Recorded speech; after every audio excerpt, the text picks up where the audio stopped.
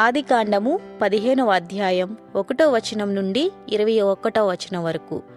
ఇవి జరిగిన తరువాత యెహోవా వాక్యము అబ్రామునకు దర్శనమందు వచ్చి, అబ్రామా, భయపడకుము, నేను నీకు కేడెము, నీ బహుమానము అత్యధికమగునని చెప్పెను. అందుకు అబ్రాము, ప్రభువైన యెహోవా నాకేమి ఇచ్చిననేమి? నేను సంతానము లేనివాడనైపోవచ్చున్నానే. దమస్కు ఎలియెజరే నా ఇంటి ఆస్తికర్తయగును గదా. మరియు అబ్రాము, ఇదిగో నీవు నాకు సంతానమియ్యలేదు గనుక నా పరివారంలో ఒకడు నాకు వారసుడగునని చెప్పగా, యెహోవా వాక్యము అతని యొద్దకు వచ్చి, ఇతడు నీకు వారసుడు కాడు, నీ గర్భవాసమున పుట్టబోచున్నవాడు నీకు వారసుడగునని చెప్పెను. మరియు ఆయన వెలుపలికి అతని తీసుకొని వచ్చి, నీవు ఆకాశము వైపు తేరుచూచి నక్షత్రములను లెక్కించుటకు నీ చేతనైతే లెక్కించుమని చెప్పి, నీ సంతానము అలాగవునని చెప్పెను. అతడు యెహోవాను నమ్మెను, ఆయన అది అతనికి నీతిగా ఎంచెను.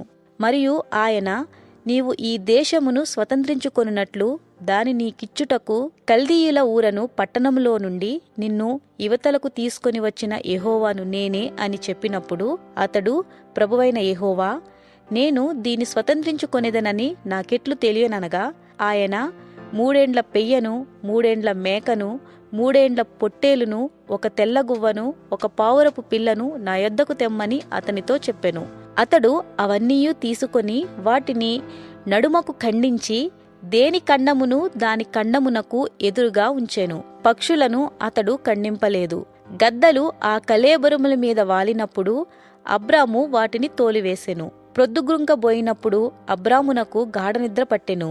భయంకరమైన కటిక చీకటి అతని కమ్మగా, ఆయన, నీ సంతతివారు తమది కాని పరదేశమందు నివసించి ఆ దేశపు వారికి దాసులుగా నుందురు. వారు 400 ఏండ్లు వీరిని శ్రమపెట్టుదురు. వీరు ఎవరికి దాసులవుదురో ఆ జనమునకు నేనే తీర్పు తీర్చుదును.